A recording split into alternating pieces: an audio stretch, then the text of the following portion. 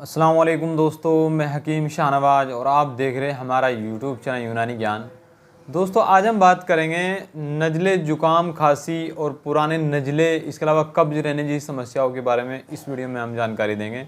जो लोग नज़ले की परेशानी से परेशान हैं, काफ़ी पुराने नज़ले की समस्या है और बहुत ज़्यादा दवाइयाँ किए हैं और अंग्रेज़ी दवाइयाँ काफ़ी खाई हैं, एलोपैथी में काफ़ी इलाज कराने के बाद भी ठीक नहीं हो रही समस्या, तो इंशाल्लाह जो 3 दवाइयाँ मैं बताने वाला हूँ तो उससे आपको अल्लाह ने चाहा तो फ़ायदा हो जाएगा।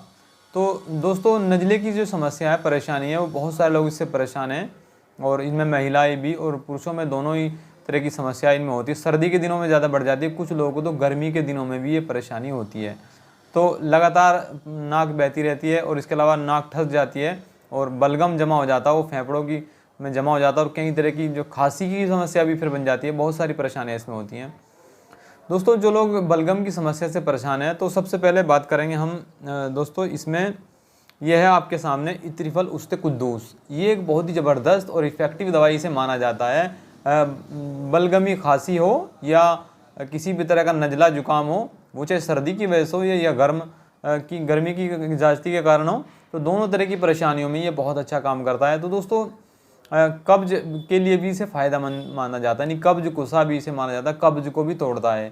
तो ये कई तरह के फ़ायदे अलग इसके बहुत सारे हैं, लेकिन इसे ज़्यादातर जो इस्तेमाल किया जाता है वो कब्ज़ में भी इस्तेमाल किया जाता है, लेकिन नज़ले जुकाम खांसी के लिए इसे इस्तेमाल किया जाता है। और ये थोड़ी सी गर्म मिजाज की दवाई होती है, लेकिन ये अच्छा रिजल्ट इसका मिलता है। तो अब अगर परेशानी है तो इसका इस्तेमाल कर सकते हैं। 1 चम्मच रात में खाना खाने के 1 से 1.5 घंटे बाद आप इसे नीम गर्म जो पानी होता है उससे गुनगुने पानी से इसे इस्तेमाल किया जाता है। इसे घोल कर भी लिया जा सकता है।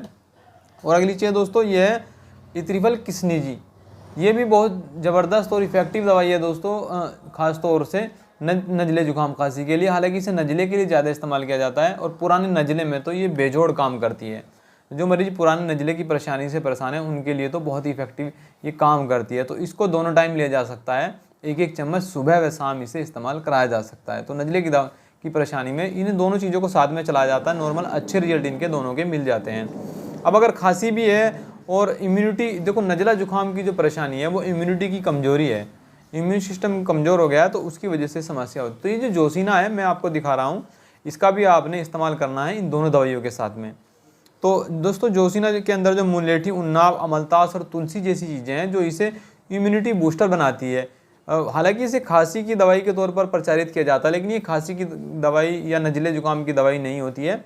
ये इम्यूनिटी बूस्टर की तरह काम करती है, यानी इम्यूनिटी को बूस्ट करती है। रोगों से लड़ने की जो प्रतिरोधक क्षमता होती है, जो इम्यूनिटी होती है उसे मजबूत कर देती है, जिससे कि रोगों से लड़ना शरीर के लिए आसान हो जाता है।